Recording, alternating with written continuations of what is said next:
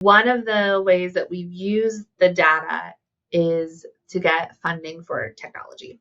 So at the University of Florida, there's this grant. It's called the Tech Fee Grant.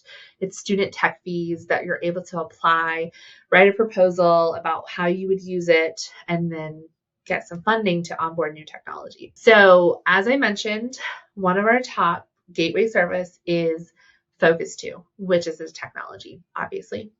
So in our grant, we were able to write out how students are using online resources for their career development. And if we use uConnect, we'd be able to increase access to all of our other technologies that we have in the center.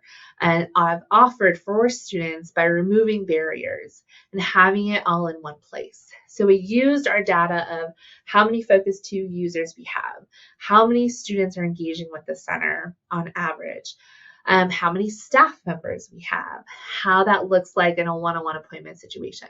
So using all of that data, we infuse other different narrative pieces about, NACE, the future of work, all of these pieces, and put this together into a really great 2-pager about why uConnect is something that we need at the University of Florida. And surprise, surprise, we were able to get it. Students decide on who gets the money because it's through their fees.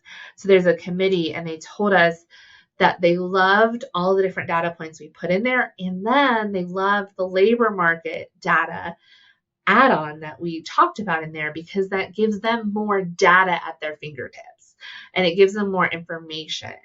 And so we were like both sides, it was very meta, right? So we're talking about the data that we have and how we supported it, and then the data that they would have access to and how that they could use that independently to support themselves.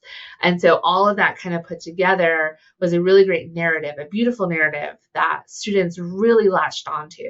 And we're really excited to be able to have this access and be able to have this resource.